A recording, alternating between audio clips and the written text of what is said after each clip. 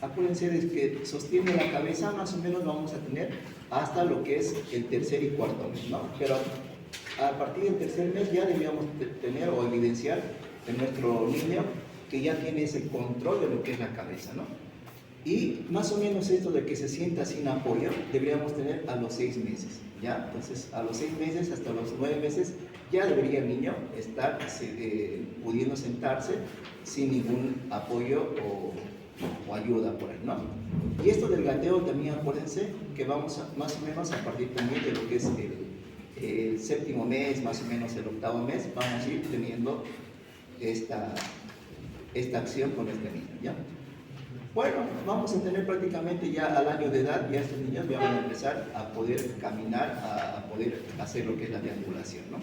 Acuérdense, vamos a decir normal, si nosotros vamos a tener la ejecución de todas estas acciones de acuerdo a su edad correspondiente, ¿ya? Entonces, y vamos a decir que el limítrofe, si no ejecuta todas las conductas correspondientes a su edad cronológica, por decir, digamos, de este niño, digamos, que por ejemplo sostiene la cabeza, si este chico a los 4 o 6 meses no tiene todavía lo que es ese sostén cefálico, pues nosotros vamos a ir, como quien dice, catalogándolo si es un limítrofe, si es una acción anormal, ¿no? Pero si ese niño ejecuta la acción o la conducta que debería realizar a su edad cronológica, digamos, a su edad cronológica no la ejecuta, pero sí tiene unas acciones anteriores a su mes, vamos a decir como el limítrofe, ¿ya? Anormal, pues si no va a tener una ejecución de ninguna acción, tanto a la edad que le corresponde y a la anterior edad que le tocaría realizar. Entonces acuérdense de esto que les habíamos mencionado, el niño va a sostener la cabeza, más o menos vamos a empezar a los 3 meses y vamos a empezar a sentarnos a los 6 meses y vamos a empezar a tener esa marcha a los 12, 15 meses. Y prácticamente estos a los 18 meses ya realizan lo que es la carrera. Bueno, aquí habíamos quedado.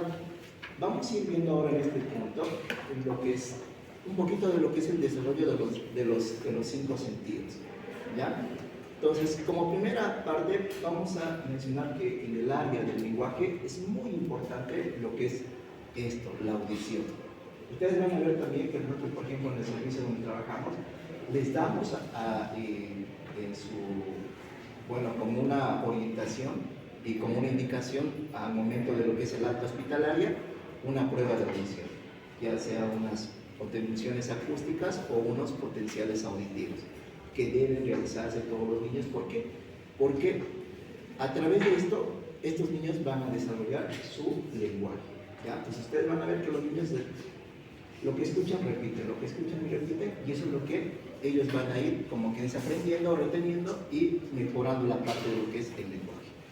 Aquí, claro, obviamente vamos a tener algunos otros factores que van a ser muy importantes a considerar, lo que es el desarrollo psicoafectivo, la estimulación en sí, vamos a tener también lo que es la normalidad o la maduración de lo que es la parte neurológica y la parte de lo que son los órganos que están encargados de la formación, la articulación, etc.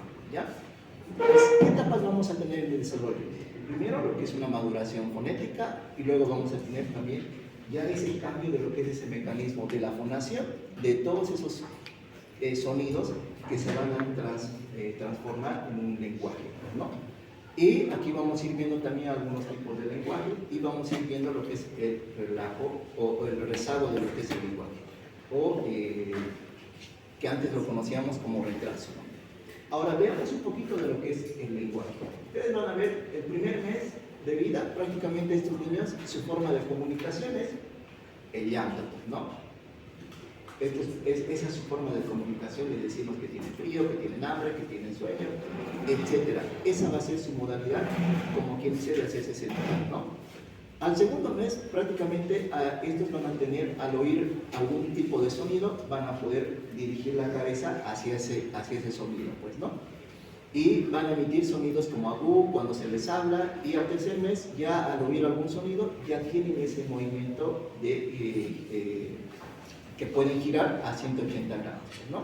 Y al quinto mes ya estos reconocen su nombre, ya los puedes llamar por su nombre, ya responden a eso, ¿no? Y también ya responden en forma diferente a la voz alegre o a la voz triste por ahí, ¿no?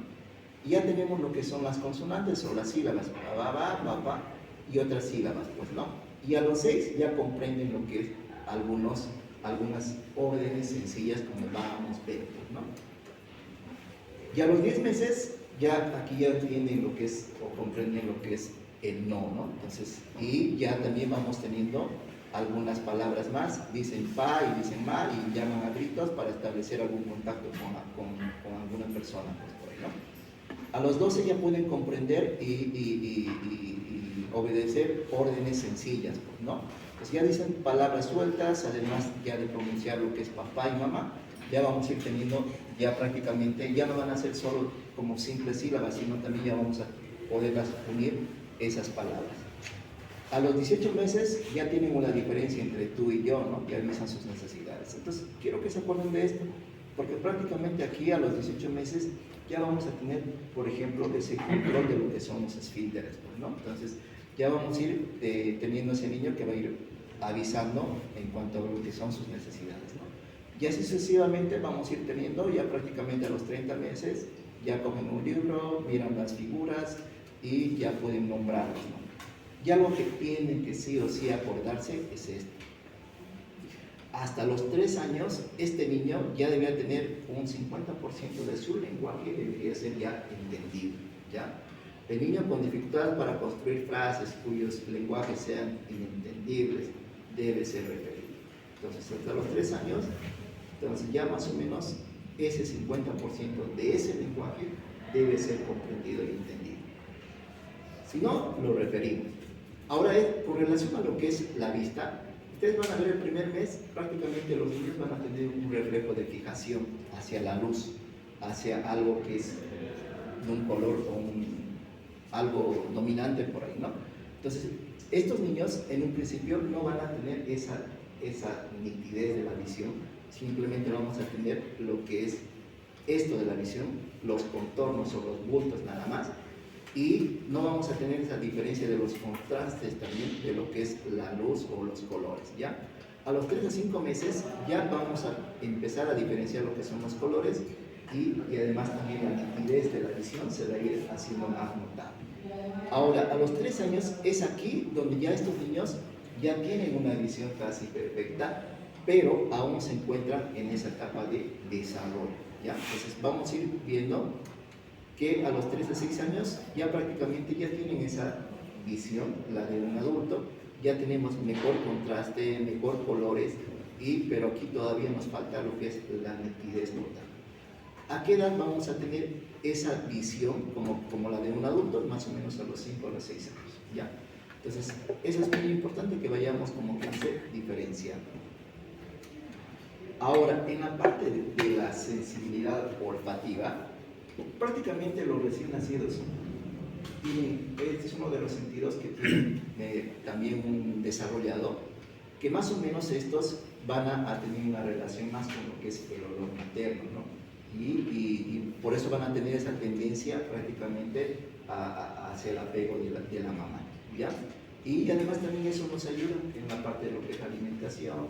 Ellos van a poder reconocer ese olor característico de lo que es el calostro, la leche, etcétera, pues, ¿no? Y vamos a ir teniendo también lo que es ya la captación de lo que son los olores agradables o desagradables para estos niños. Hasta el año de edad, más o menos estos van memorizando lo que es el olor de lo que es su entorno que lo rodea, ¿ya? La sensibilidad gustativa, antes del nacimiento, las papilas gustativas se desarrollan en la etapa prenatal, prefieren lo dulce, directamente en la leche materna, los alimentos. O sea, prácticamente con esto vamos a tener, como que dice, ellos van a poder percibir lo que es los alimentos maternos consumidos por ellas mismas, ¿no? Ahora, esto es más importante, la sensibilidad táctil, es lo que tienen más desarrollado ellos, y es por eso que al momento del nacimiento, lo que nosotros tenemos que cuidar es que no enfriarlos, cuidarlos de lo que es el dolor, el calor, el frío, etc., ¿no? Entonces, a los 3-4 meses ya estos prácticamente van a tener esa capacidad o esa esa acción de querer, como quien se descubrir el mundo, más o menos con la parte de lo que es el táctico, ¿no? Entonces exploran, dan gran cantidad de impulsos receptores que albergan y utilizan la boca como un medio para poder aprender algunas cosas o sentir algunas cosas. Ahora, el oído, de 0 a 2 meses ya podemos diferenciar sonidos similares, igual también van a tener esa capacidad de poder girar los ojos hacia algún sonido específico por ahí, ¿no? Y prefieren siempre la voz humana, en especial desde la máquina. A los 3 meses distinguen el tono emocional, la alegría o el enojo, pues ya, como ya si recordamos la anterior diapositiva, ya pueden distinguir el no más o menos por ahí, ¿no? Y a los 5 meses distinguen los tonos de alta frecuencia, son con escasas variaciones, y a los 6 meses ya son sensibles a algunas propiedades musicales como el ritmo y todo eso, bueno, entonces, y distinguen fácilmente la canción de una cuna de otra. Bueno, algunos sonidos especiales que ellos van ahí, como dice, teniendo preferencia, ¿no? Alguna música, etc. Bueno. Ahora, volviendo a repetir, estos son los reflejos arcaicos primitivos. Como ya habíamos mencionado, es importante que nosotros sepamos cuándo van a aparecer y cuándo van a desaparecer. Estos reflejos prácticamente son acciones, movimientos involuntarios que vamos a tener en nuestros niños y que van a, de alguna manera, ser muy importantes al momento de lo que es el nacimiento y cierto tipo de edades, pues, ¿no? Bueno, aquí que vamos a ir viendo es prácticamente esto de lo que son los reflejos. ¿Qué nos dice? Nos refleja lo que es la actividad en sí y de lo que es el sistema nervioso central, ¿ya? Entonces, por eso es importante que nosotros sepamos valorar y verificar cómo están estos reflejos arcaicos o reflejos. La marcha automática, ustedes han visto que estos prácticamente van a aparecer al nacimiento y tienen que desaparecer más o menos a los 2 o 3 meses. No es que el niño empiece ya como que dice a caminar directamente, no, es un reflejo de marcha automática, como su nombre mismo indica, automática, ¿ya? Entonces, el reflejo de búsqueda, que es un reflejo, como dice, de supervivencia para estos niños, vamos a tener desde el nacimiento hasta los 3 o 6 meses, ¿ya? Es igual como un reflejo. La presión palmar, igual presente al nacimiento y desaparece a los 3 a 6 meses, ¿ya? Entonces, esta es la presión palmar. Y el reflejo de Moro, como ya les habíamos mencionado, prácticamente nosotros vamos a levantar la cabeza y vamos a más o menos elevarlo 2-4 centímetros por encima de lo que es la superficie y vamos a soltarlo súbitamente y van a tener estos niños esa reacción de como si quisieran abrazar algo o sostenerse de algo, ¿no? Entonces, recuerden ustedes que este reflejo de Moro tiene que desaparecer más o menos a los 3 o 6 meses. Si nosotros vemos un reflejo de Moro que sea asimétrico, tenemos que pensar, si es unilateral, pensar en alguna lesión del plexo braquial, pensar en alguna fractura de la clavícula, etc. Pues, ¿no? Pero si esto es bilateral, tenemos que ir pensando en alguna lesión del sistema nervioso central.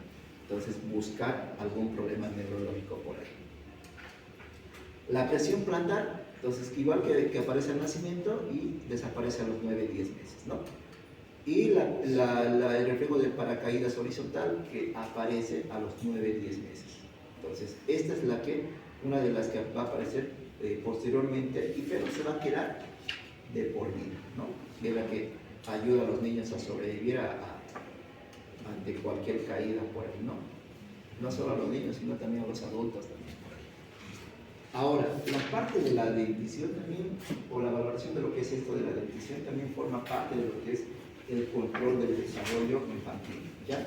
Es importante que nosotros veamos esto de lo que es el desarrollo o la dentición. Más o menos esto va a empezar a los 6 o 8 meses, ¿ya? Los caninos centrales, o mejor dicho, los incisivos centrales inferiores son los que primeros que van a aparecer y luego vamos a ir a los superiores a los 9-10 meses y luego van a ser los laterales que van a aparecer, tanto superior y luego como es inferior a los 11-12 meses y más o menos a los 14-24 meses, o sea, más o menos a los 2 años, ya vamos a tener lo que es esa dentición temporal completa. Entonces, ahí vamos a ir viendo. Entonces, esta es la parte de lo que es la dentición primaria o la que conocíamos como leche o dientes de leche. Entonces, esas son las formas de aparición, pero ¿cuándo van a desaparecer? Más o menos estos incisivos centrales van a desaparecer a los 7, 8 años. Y los laterales que vamos a estar teniendo acá van a desaparecer más o menos a los 8, 9 años. Y los caninos al año o a los 12 años, y los premolares a 9, 11 años, y los premolares posteriores, bueno, a los 10 y 11 años, ¿ya? La forma de desaparición. Entonces, ahora, la dentición general, más o menos esto, la dentición temporal, recuerden, hasta los 6, 7 años. Y más o menos vamos a tener 20 piezas dentarias, y la permanentes van a ser 32 dientes, y estos van a permanecer o van a empezar a aparecer más o menos a los 7, 8 años, ¿no? Y lo que tenemos que recordar de esto es esto. Antes de que cuando aparece o cuando desaparece, esto es importante que ustedes recuerden. ¿Cuándo vamos a considerar que es un retraso en lo que es la dentición dental? Si hasta los 15 meses no tenemos piezas dentarias, tenemos que considerarlo como un retraso de la dentición. Y hay que buscar cuál es la causa o el factor desencadenante. Dicen por ahí que la mayoría de las causas es de causa idiopática, o sea, no hay una causa específica. Bueno, alguna fórmula para calcular los dientes. Número de dientes es igual a la edad de meses menos 6, y esa más o menos va a ser las piezas dentarias que debería tener ese niño. Y esta es la forma de cómo vamos a ir teniendo apareciendo. Ya habíamos dicho los incisivos centrales inferiores, después los superiores, después los laterales, después los caninos, los premolares y los molares, ¿no? Entonces, la forma de aparición más o menos de estas piezas dentarias. Ahora, ya saliendo de la parte de lo que es el área de los recién nacidos hasta lo que son los 6 años más o menos que íbamos valorando esto, vamos a tener un periodo, una etapa donde es lo que es la pubertad y lo que es la adolescencia. También tenemos que valorar la parte de lo que es el desarrollo en estos niños, y en esto vamos a ir también utilizando lo que es para la valoración de lo que es la edad ósea y la escala dental, ¿ya? La edad ósea, aquí vamos a poder distinguir dos edades, una edad cronológica y una edad biológica, ¿ya? ¿A través de qué vamos a valorar esta edad ósea? A través de una radiografía, vamos a hacer, y esa radiografía la vamos a comparar en una atlas por ahí de unas imágenes que ya están preestablecidas para poder decir cuál es el tipo de maduración, ¿ya? Entonces recordemos, la edad cronológica es esa edad, desde el momento del nacimiento hasta el momento en que viene a tu consulta, esa es la edad cronológica. La edad ósea, esto sí es lo que es el grado de maduración esquelética que va a tener ese niño en ese momento donde lo vas a evaluar, y lo vamos a comparar con otros niños que van a estar, digamos, en esa edad de ese niño, en esa edad cronológica de ese niño, ¿ya? Entonces, aquí simplemente vamos a hacer comparaciones que son ya prácticamente estudios preestablecidos, establecidos y todo eso, que, digamos, un niño a esta edad debería tener estas osificaciones de los huesos en tal parte, digamos, ¿no? Vamos a verlas en unas radiografías posteriores. Entonces, claro, esto de lo que es la edad ósea va a estar influenciada por muchos factores, ya sea genéticos, la misma alimentación, ya sean algunos problemas metabólicos, incluso problemas sociales, etc., pues, ¿no? Y vamos a ir viendo entonces aquí lo que es la valoración de la edad ósea. Entonces, ¿qué me va a permitir realizar esta valoración de la edad ósea? Voy a poder hacer un diagnóstico de un retraso de la maduración ósea, o si la maduración ósea es apropiada, o si la maduración ósea está adelantada, ¿ya? Entonces recuerden ustedes que aquí tenemos nosotros lo que son las tablas o las curvas de la OMS, y nosotros vamos a ir hablando de lo que es talla baja, etcétera. Si nosotros vamos a tener una talla baja menor a 3 desviaciones estándar, ¿no? Vamos a ir hablando de talla baja, y esa más lo que es el retraso constitucional del crecimiento y de la pubertad. Vamos a también aprender cómo se valora la pubertad por acá. Vamos a estar hablando de un retraso en la maduración ósea. La maduración ósea apropiada es sinónimo o es significativo de lo que es la talla baja familiar, ¿ya? Pues eso también es muy importante considerar. Si papá y mamá son pequeños, obviamente este niño va a ser pequeño, pues, ¿no? Ya eso es familiar. En cuanto a lo que es la maduración ósea adelantada, su nombre mismo lo indica, vamos a tener un adelanto de lo que es tanto el crecimiento y de lo que es la pubertad, y estos van a estar en una desviación mayor a 3 desviaciones estándar. Por aquí arriba van a estar, ¿ya? Bueno, estos son los métodos clásicos que vamos a utilizar para poder realizar la valoración ósea. Los métodos clásicos, que seguramente ustedes ya la han debido conocer igual, la de Griggs-Pyle, los métodos de Scores, la de Tanner-White-Scores, y los métodos automáticos, la de Bonex-Expert. La mayoría actualmente ya estamos prácticamente entrando a esto porque con esto de la tecnología, etcétera, ya las cosas se van facilitándose. Pero para que podamos, como que dice, conocer algunos otros métodos, vamos a hablar del método de Griggs-Pyle, que prácticamente este es un método donde tenemos imágenes, o es un atlas donde tenemos radiografías de lo que es la mano y lo que es la muñeca, y donde vamos a ir comparando nuestras radiografías con estas imágenes y le vamos a estar dando una edad específica por ahí. Ventajas, sencillez y rapidez en la evaluación. Desventajas es que es muy subjetivo, va a depender de quién lo vaya a ver o quién lo vaya a comparar esa radiografía, ¿no? Entonces todo depende de la experiencia de lo observado. Mientras el método de Tanner y Whitescott, que prácticamente ese es un método igual, también tiene una mayor objetividad y una menor variabilidad, pero la desventaja es que estos tienen que tener mayor tiempo de evaluación y requieren un entrenamiento especializado. Aquí ya se enfocan en huesos específicos de lo que es la mano y la muñeca, y asignan también un sistema de puntuación basado en lo que es la maduración ósea de estos, en estas radiografías, ¿no? Y claro, obviamente todo ese método pues aumenta la precisión y la valoración de la edad ósea. Ahora, este es el software, el Bonex-Expert, que ustedes seguramente ya después de aquí unos 2-3 años va a ser común utilizarlos, porque es más fácil, digamos, ¿no? ¿Estás cansado de los viejos atlas de edad ósea? ¿Crees que ha llegado el momento de reemplazarlos por algo mejor? ¿Sabes que la edad ósea puede ser analizada por un instrumento automatizado? Se llama Bonex-Expert. Se trata de un sistema automatizado que evalúa la edad ósea mediante radiografías digitales con la exactitud de un evaluador experto. En pocos segundos puedes crear un archivo con el resultado de la edad ósea. El procedimiento es sencillo y estándar. Con un clic puedes cargar la imagen en el programa Bonex-Expert, el cual analiza la imagen en pocos segundos. El resultado se almacena en el sistema PACS, estando disponible de forma inmediata para el radiólogo y el experto clínico. Bonex-Expert es un sistema validado, el cual se encuentra disponible desde 2009. Actualmente se utiliza en un gran número de hospitales, incluidos algunos de los hospitales pediátricos líderes en Europa. ¿Estás listo para reemplazar el viejo atlas? Bonex-Expert.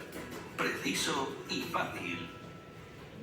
Bueno, seguramente ustedes la van a conocer y la van a saber manejar bien eso, porque ahorita todavía no está en uso en todas las instituciones, pero porque requiere de ese equipo y todo eso, y inscribirse a la plataforma, pagar un monto de dinero, etc. Pero ya de todas maneras es una buena opción, ¿no? Ahora, pero para que ustedes tengan conocimiento y podamos aún todavía utilizar lo que son estas imágenes de relacionar la edad ósea con estas imágenes ya preestablecidas, vamos a ir más o menos mostrándoles algunas, ¿no? La edad ósea, esto es muy importante. En menores de un año, nosotros vamos a pedir una radiografía de tibia izquierda, ¿ya? Y mayores de un año, vamos a solicitar la radiografía de la muñeca izquierda. Y algo muy importante acá, ¿por qué pedimos la izquierda? De aquí, ¿quiénes son zurdos? Levanten la mano. A ellos les vamos a pedir de la derecha.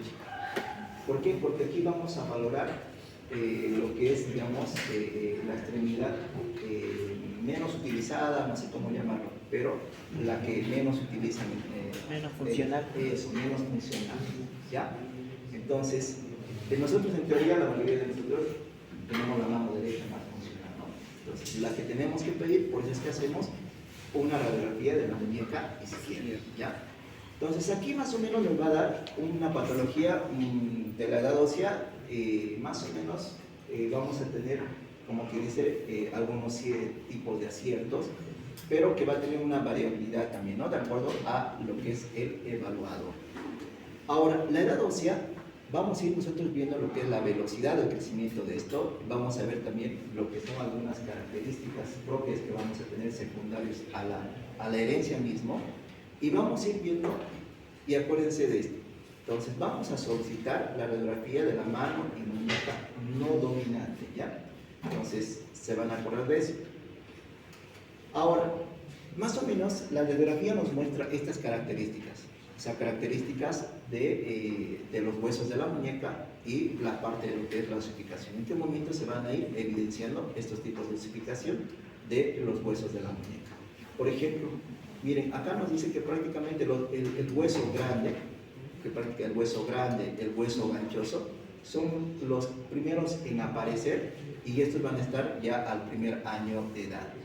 Y ya al tercer año de edad más o menos vamos a tener ya el hueso piramidal. Entonces, al quinto año de edad vamos a tener el semilunar y vamos a tener también lo que es el trapecio, ¿ya?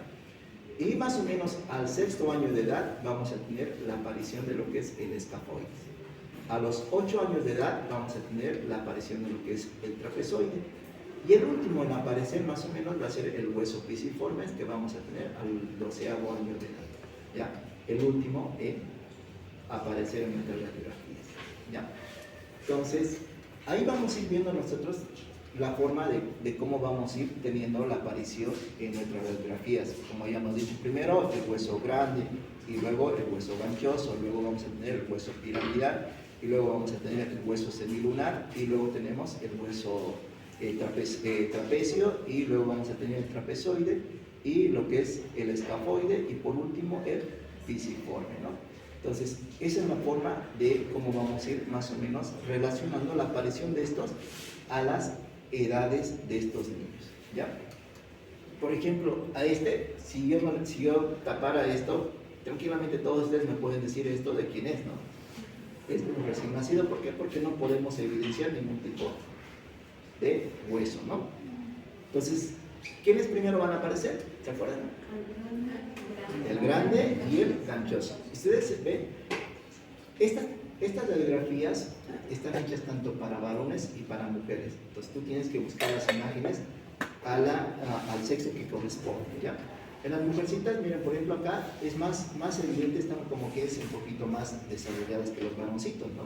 Entonces aquí sí vas a tener un poco más de adelanto en cuanto a la observación de estas imágenes. Bueno, tenemos el grande y lo que es el ganchoso, ¿ya? Y ya vemos ahí, más o menos a los 6 meses, igual lo mismo, ya van teniendo una mejor visibilidad, ¿no? Igual seguimos viendo el grande y el ganchoso. ¿Hasta qué edad más o menos vamos a ver esos? Más o menos hasta el primer año de edad, dijimos, ¿no? 9 meses, igual, miren, podemos ver ya con mejor nitidez y mejor tamaño por ahí, ¿no? Y ya más o menos igual tenemos ya prácticamente la visibilidad bien de lo que son estos dos huesos al año de edad, tanto en la mujer como en el varoncito. Pero aquí ya vamos a ir teniendo la aparición de lo que es el hueso piramidal, ¿no? No sé si ustedes pueden observar, miren, en las mujercitas ya vamos teniendo eso. En el varoncito todavía medio que no se ve todavía, ¿no? Pero ya podemos ir viendo en la parte de lo que es la mujer. Pero ya acá, miren, ya podemos observar incluso otro tipo de hueso más en la parte de lo que son las mujercitas, ¿no? Y aquí ya podemos observar el hueso igual, piramidal, e incluso ya en la parte de lo que es el semilunar. Y lo mismo, vamos a ir viendo las edades y todo eso para que vayamos viendo y reconociendo lo que son las edades. En algunas ocasiones también podemos observar o visualizar o valorar lo que son los huesos de la mano. Entonces, simplemente para poder ir viendo lo que es la epífisis de las falángicas y vamos a ir viendo la parte de la osificación de estas estructuras. Igual, vamos viendo aquí, según las edades, en hombres y mujeres, vamos a ir viendo, por ejemplo, de 9 a 14 años, el tamaño de las epífisis falángicas y vamos a evaluar también que la parte de la osificación que vamos a ir viendo por ahí, ¿ya? Entonces, igual lo mismo, vamos a ir viendo lo que es la maduración, el grado de fusión de lo que son estas articulaciones Y de acuerdo a eso vamos a ir mencionando a qué edad corresponde. Ahora, algo que tienen que recordar, miren esto. La edad ósea retrasada de un niño significa que va a llegar a la estatura adulta más tarde que la mayoría, pero que el niño con edad ósea adelantada va a alcanzar esa talla definitiva antes que los otros. ¿Ya? Entonces, nosotros tenemos que ir valorando que eso no sea muy adelantado ni tampoco muy retrasado, ¿no? Entonces, y buscar cuál es el factor desencadenante ante ese problema, ¿ya? Entonces, la edad ósea nos permite predecir por cuánto tiempo va a crecer ese niño, cuál va a ser su altura definitiva de ese niño y cuándo va a ingresar a la pubertad de ese niño. Entonces, es muy importante que nosotros también sepamos de conocer esto de lo que es la pubertad. Y es una de las consultas también frecuentes en pediatría, que vamos a ir viendo algunas preguntas que comúnmente nos van a hacer en la consulta. Entonces, más o menos, ya entrando a otros puntos en cuanto a lo que es el desarrollo, miren, la parte de lo que es el sueño de los recién nacidos en la etapa infantil, más o menos los recién nacidos van a tener un sueño de 20 a 22 horas, lo que ya en la parte de adulta va a ser simplemente de 9 a 10 horas. Estoy seguro que ustedes, algunos ni deben dormir ni la mitad de esto, ¿no? En parciales todavía. Entonces, requerimiento hídrico, 150 ml kilogramo día, que es más o menos en la etapa de igual infantil, y ya en la etapa de adulta, esto se disminuye a 50 ml kilogramo día. La orina igual, lo mismo, vamos a ir viendo 40 ml kilogramo día hasta el año de edad, y en los adultos 20 ml kilogramo día, y en la parte de lo que somos adolescentes para adelante. La frecuencia cardíaca, los signos vitales que vamos a ir también teniendo nosotros de acuerdo a la edad del paciente, ¿ya? La capacidad gástrica en un recién nacido no es tanto mucho esto de los 30 ml, es un poquito más reducida, pero pues que vamos a ir teniendo, incrementando ese poder de la capacidad de almacenamiento. A los 3 meses 120 ml, al año 250 300 ml. Y estos son algunos parámetros de la respiración. Ustedes recuerdan que la respiración de un recién nacido, en un principio, estos tienen, es más una respiración abdominal, ¿no? ¿Por qué? Porque vamos a tener esto de predominio una respiración diafragmática. Al año ya es mixta, es tóraco-abdominal, y aquí hay algunos parámetros de los valores normales de la frecuencia respiratoria, ¿no? Recién nacido, 40-60 respiraciones, y hasta los 6 meses hasta 40 respiraciones por minuto, y hasta el año de edad más o menos hasta 35 respiraciones por minuto. Ya la de un adulto, si ustedes recuerdan, más o menos el valor va a ser entre 2 y 20 respiraciones por minuto, ¿no? La frecuencia cardíaca entre 100 y 160 latidos por minuto, algunos van a ver ustedes de 120 a 160, pero a los 2 años esto va a ir disminuyendo de 90 a 100 por minuto, ¿no? Entonces, recuerden que también la frecuencia cardíaca tiene una variabilidad de acuerdo al momento en el que vamos a valorar si el niño está llorando, si el niño está, como quien dice, en alguna actividad física, etcétera, pues, o si el niño está con alguna fiebre, pues esto va a aumentarnos la frecuencia cardíaca, ¿no? La presión sistólica en un recién nacido de 60 a 80 milímetros de mercurio, y en la primera infancia de 80 a 85. Ahora, esto sí es importante. Quiero que lo marquen igual en su diapositiva, porque es pregunta que siempre también les hacen. ¿Cuándo vamos a hablar de una pubertad precoz y cuándo vamos a hablar de una pubertad normal? La pubertad normal en una mujer es a partir de los 8 años, en un varón es a partir de los 9 años. Entonces, la mujercita más o menos vamos a tener entre los 8 y 13 años, y en los varones de 9 a 14 años. Aquí va a estar prácticamente dependiendo esto, la valoración del inicio de la pubertad, esto, lo que son los caracteres sexuales secundarios, ¿ya? Y aquí vamos a ir viendo también la velocidad del crecimiento y esa maduración psicosocial, y la parte también ya de la fertilidad. Ya ambos van preparándose para ese periodo o esa etapa, ¿no? Ahora, ¿cuándo hablamos de pubertad precoz? En las mujercitas, cuando los caracteres sexuales secundarios aparecen antes de los 8 años, y cuando tenemos una menarquia antes de los 10 años. Entonces, vamos a estar hablando entonces de una pubertad precoz en una mujercita con estas dos características. En un varón, antes de los 9 años, ¿ya? En los niños. Y la causa frecuente es una idiopática, y vamos a tener que buscar algunas características o algún factor desencadenante. Ahora, quiero que se acuerden también de esto. En las etapas, si hablamos de lo que son específicamente de las niñas, ¿cómo vamos a valorar esa pubertad? Tenemos tres periodos: la telarquia, la pubarquia y la menarquia. La telarquia, pues, es prácticamente el inicio del desarrollo mamario. Cuando les preguntemos o cuando les pregunten por ahí cuál es la etapa o qué valoramos para decir que estamos entrando a un inicio de la pubertad en las mujercitas, la telarquia. Entonces, ese desarrollo mamario que está empezando ya va a significar que esa niña está entrando en un inicio de la pubertad, ¿ya? Entonces, ¿cuándo tiene que entrar más o menos esto? A partir de los 8 años, no antes, ¿ya? Segundo, la pubarquia, que es la aparición del vello púbico, y tercero, la menarquia, que es la primera menstruación. Entonces, acuérdense que también esta menarquia, si aparece antes de los 10 años, vayan sospechando de una pubertad precoz de una mujercita.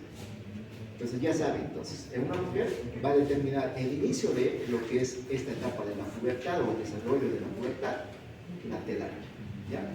Ahora, en los varoncitos, vamos a tener etapas aquí, como es el aumento testicular, vamos a tener un periodo de lo que es el cambio de la voz, y sobre todo esto, la espermarquia, que es la primera eyaculación de la vida en un varoncito, ¿ya? Y esa es la que prácticamente vamos a tener el inicio de lo que es la pubertad. Entonces, para que ustedes aprendan algunos términos: telarquia precoz aislada, cuando el desarrollo mamario está en niñas menores de 8 años, pero no tiene otros signos más asociados. Simplemente es eso, que estamos teniendo un desarrollo mamario antes de los 8 años. La pubarquia precoz aislada es la aparición del vello sexual púbico sin otros signos de pubertad ni virilización antes de los 8 años en las niñas y en los 9 años en los niños. La menarquia precoz aislada es, pues, igual. Esta nos dice que es una entidad rara, que va a aparecer en las niñas de 1 a 9 años, presentan sangrado vaginal cíclico sin otros signos puberales. Entonces, igual hay que ir investigando esa causa o ese origen de este problema. Entonces, como verán ustedes, prácticamente una pubertad precoz, una pubertad que esté afectada, puede estar influenciada por muchos factores, desde la herencia hasta lo que es una condición genética, incluso el entorno social, la nutrición misma del paciente, etcétera, van a estar relacionados con lo que es la alteración en lo que es la pubertad. Entonces, simplemente para que ustedes recuerden cuáles son las secuencias o cambios puberales en las niñas, cómo empezamos con las niñas, con la telarquia. Luego viene la pubarquia, la aparición del vello axilar y la menarquia, ¿ya? Y en los varoncitos, con el aumento del volumen testicular, vamos a tener el inicio de lo que es esta secuencia puberal. Luego la pubarquia, el desarrollo peniano y la aparición del vello axilar. Por último, por si acaso, ¿ya? Ahora, ustedes en su consulta seguro van a tener estos pacientes o estas mamás que van a venir con esta preocupación. A mi hija ya le apareció el vello púbico. Ya los pejitos de mi hija ya están apareciendo, ya están desarrollados. El hijo presenta un hedor axilar, ¿no? Y ya lo que son las manchas o el sangrado genital, ¿no? Entonces, preguntas frecuentes, y ya sabemos nosotros qué tenemos que empezar primero a preguntarnos. ¿Cuál es la edad del paciente, no? Entonces, y para poder decidir o decir si estamos ante una pubertad precoz, y obviamente la vamos a clasificar, pues, ¿no? Si se trata de una central o si se trata de una periférica.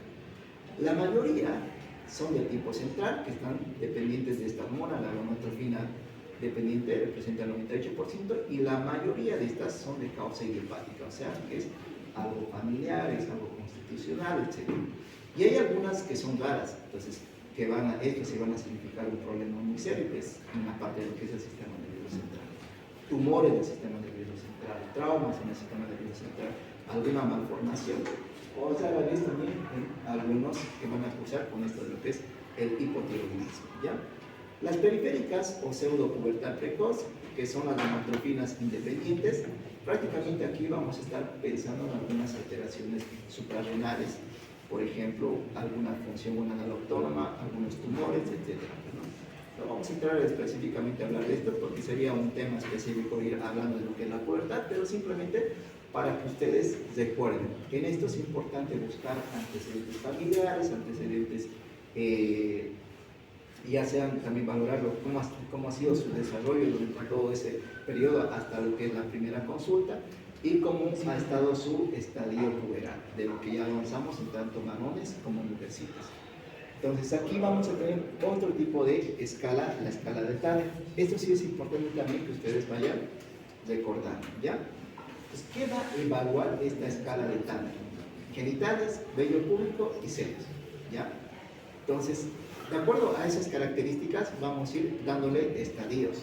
Estadio 1 hasta el estadio por ahí 5, ¿ya?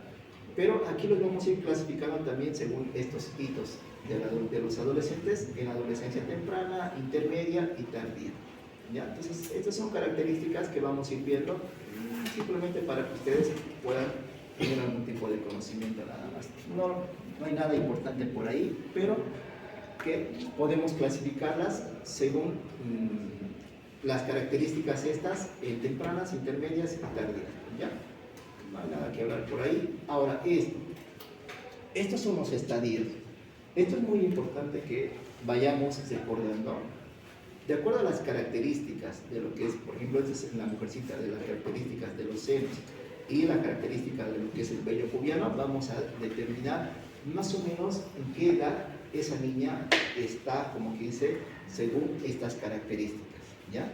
Entonces, el estadio 1, que es prácticamente lo que son los preadolescentes, acá pues vamos a ver, no vamos a tener un desarrollo en ninguna de estas dos características. Prácticamente tienen esa característica de todavía infantil, ¿no?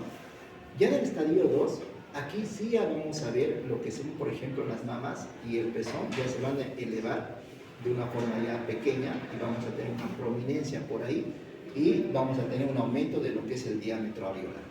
Y la parte de lo que es el vello pubiano va a ser escaso, va a estar poco pigmentado, va a ser liso en los bordes y van a estar estos más centrados en la parte de los labios internos, ¿ya? Ahora, en el estadio 3, miren, por ejemplo acá ya tenemos las mamas y la areola ya crecen sin un límite definido entre ambos y aquí vamos a tener ya el vello pubiano más oscuro, comienzan a rizarse, ya hay una mayor cantidad y ahí vamos a estar hablando de un estadio 3. Y en el estadio 4 prácticamente ya tenemos ya el vello pubiano más grueso, más rizado, está más abundante y ya tiene casi las características de una adulta, pero no en esa gran cantidad, ¿no? En la parte de los senos, la areola y el pezón ya tienen esa forma prominente secundaria, ya tienen ya una forma casi también semejante a la de un adulto. Ya el quinto ya prácticamente tiene características propias la de un adulto, ¿no? El vello pubiano ya tiene esa característica de triangular y ya se extiende más a la cara interna de lo que es el muslo, ¿no? Y ya los senos ya están prácticamente desarrollados y ya parecen ya la de un adulto, ¿no? Y ahora, ¿por qué queremos saber esas formas, esas características? De acuerdo a lo que son los estadios que le vamos a dar, vamos a suponer qué edad más o menos tendría esa niña o ese preadolescente o adolescente en promedio. Por ejemplo, en etapa 1, estos tendrían un promedio de 10.5 años. Etapa 2 de 10.9, etapa 3 de 12.5, de 4, 14 y en la 5 de 14.9, ¿no? Los rangos de edad que probablemente estaríamos teniendo con esos niños. Es simplemente para, como que dice, llevarlos a la tabla y más o menos predecir en qué edad más o menos están esos niños, ¿ya? Según las características estas. En los niños, ¿qué vamos a valorar? Vamos a valorar tres estructuras: el vello pubiano, el pene y la parte de lo que son los testículos. Prácticamente la etapa 1 es prácticamente infantil, las características de estas, pero se van a acordar que el tamaño de lo que son los testículos va a ser menos de 2.5 centímetros. Ya en la parte 2, aquí ya sí vamos a tener prácticamente ya una aparición escasa de lo que es el vello y vamos a tener poco pigmentadas igual y vamos a tener también un ligero aumento de lo que es el tamaño del pene y vamos a tener también un aumento de lo que son los testículos, 2.5 a 3.2 centímetros, ¿ya? El escroto está prácticamente un poco más aumentado de tamaño y vamos a empezar a tener también un cambio en la coloración de estas. Etapa 3, ya mira, aquí prácticamente los testículos tienen un mayor tamaño, es de 3.6 centímetros y estos también, los vellos pubianos se tornan más oscuros y empiezan a rizarse por ahí y a aumentar en cantidad, ¿no? Y el pene tiene una mayor longitud y los testículos tienen un mayor tamaño. En la etapa 4 igual, se asemeja ya a la de un adulto, pero tienen menos cantidad todavía y ya se encuentran más gruesos y más rizados por ahí, ¿no? Y el tamaño del pene igual va empezando a aumentar de tamaño, y aquí la parte de lo que son los testículos vamos a tener un aumento de 4.1 a 4.5 centímetros más o menos, ¿no? Y el tamaño y el escroto también se hace más oscuro. Ya en la etapa 5 ya tiene características propias la de un adulto. Igual lo mismo, vamos trasladando esas características o esos estadios a estas edades promedios, ¿no? Estadio 1, rango de edad 9.1 a 12.2, promedio 10.4, la de 2, 11.1, la 3, 12.7, la 4, 14.5 y la 5 de 14.2. 10 promedios de edades más o menos. Ahora, en esta parte de lo que es para poder determinar una pubertad precoz, vamos a hacer algunos exámenes complementarios, por ejemplo, la prueba de la estimulación con una hormona liberadora de gonadotrofinas, una ecografía pélvica, edad ósea, tal vez pedir una resonancia magnética, y vamos a ir valorando esos valores más o menos para poder determinar si estamos ante una pubertad precoz por ahí, ¿no?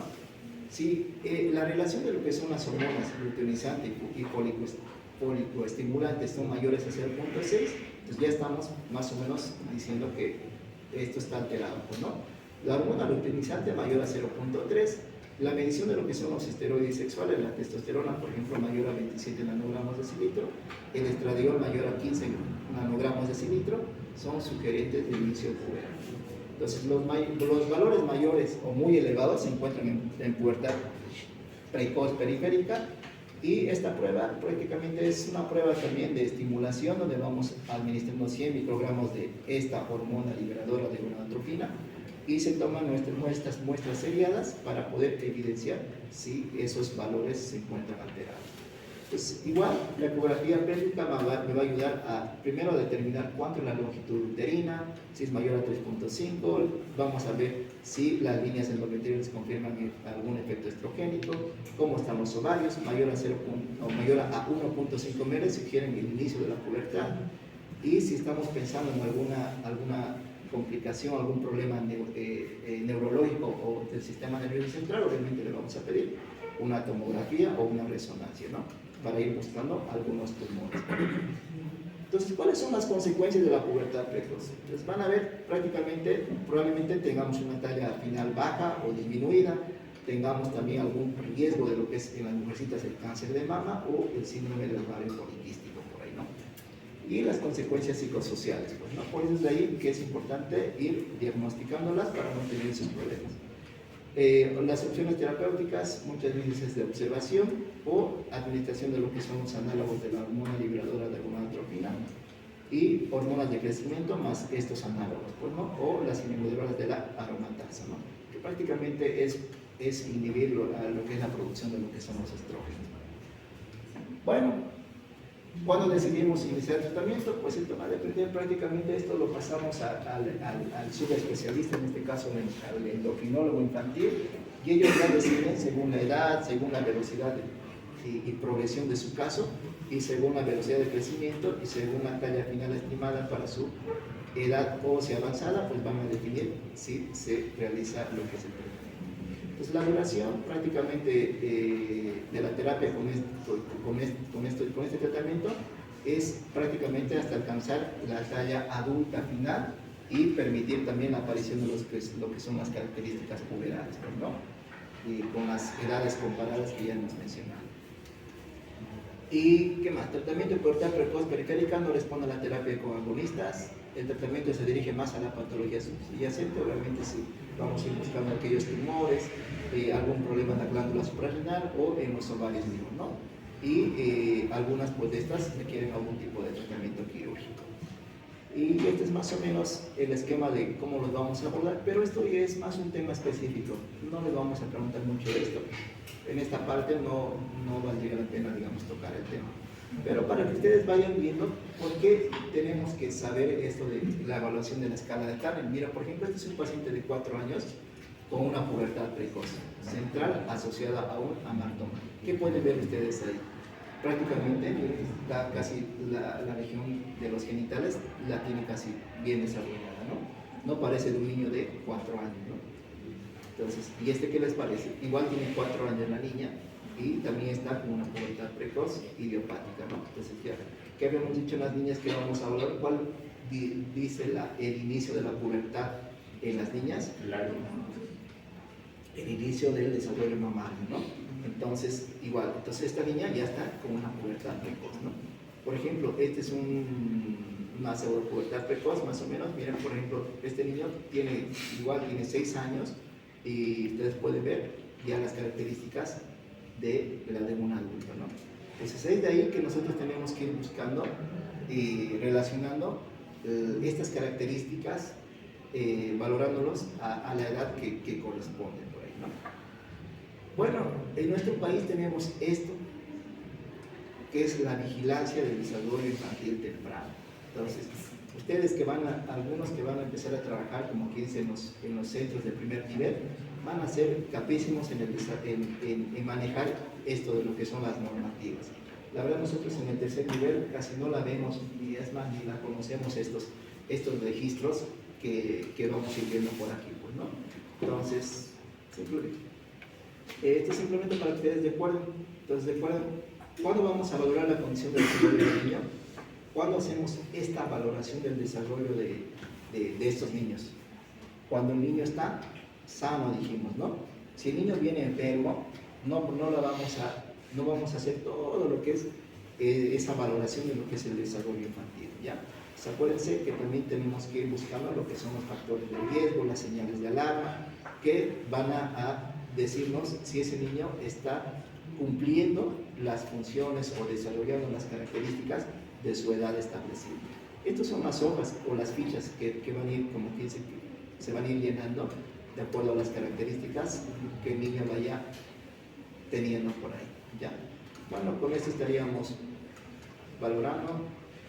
Estos son los nuevos registros, por si acaso, donde nosotros simplemente buscamos la edad del paciente y vamos, como que dice, marcando qué características desarrolla ese niño y vamos a ir, como que dice, marcándolas, ¿ya? Entonces, igual esto es algo que seguramente vamos a... La verdad, nosotros casi esto no lo vamos a ver en la práctica porque no tenemos acceso mucho a estos, pero ahí vamos a tratar de conseguir estas hojas para poder enseñarles y a llenar esas características o desarrollar lo que es esas tablas, ¿ya? Entonces aquí tienen un caso. ¿Cuántas tareas llevamos? Vamos teniendo, creo, 4 ya, ¿no? Entonces, una de las tareas es este. Caso clínico. Paciente que ingresa de un año de edad, ingresa por emergencias con antecedente de tos hace 3 días, rinorrea, sin tos, murmullo vesicular conservado, damos campo pulmonar, la madre lo trae en el carrito porque le está estimulando a que se siente, la madre refiere que no ha vomitado, la enfermera le pasa los datos, estos son los datos antropométricos y el médico de turno realiza la evaluación. ¿Cuál es la conducta que tienes que hacer con este niño en relación a lo que es el desarrollo?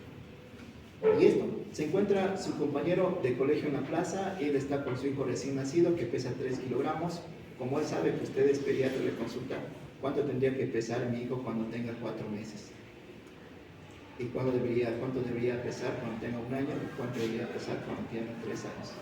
Igual lo mismo, hay que revisar las anteriores láminas y hacer la respuesta, ¿ya? ¿La tienen? Sí. Y luego esta. Un vecino tiene 3 hijos, ustedes saben que los vecinos aprovechan, ¿no? Entonces te va a traer a sus 3 hijos y tienes que determinar qué edad de estos niños corresponde a estas características. ¿Preguntas, dudas? ¿Nada? Bueno, la próxima clase vamos a hacer inmunización. Es un tema importante de inmunización.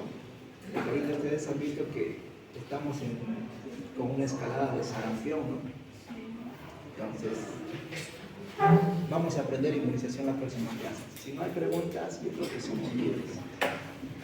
Y el jueves ya les vamos iniciando sus notas de su examen. ¿Dudas, preguntas?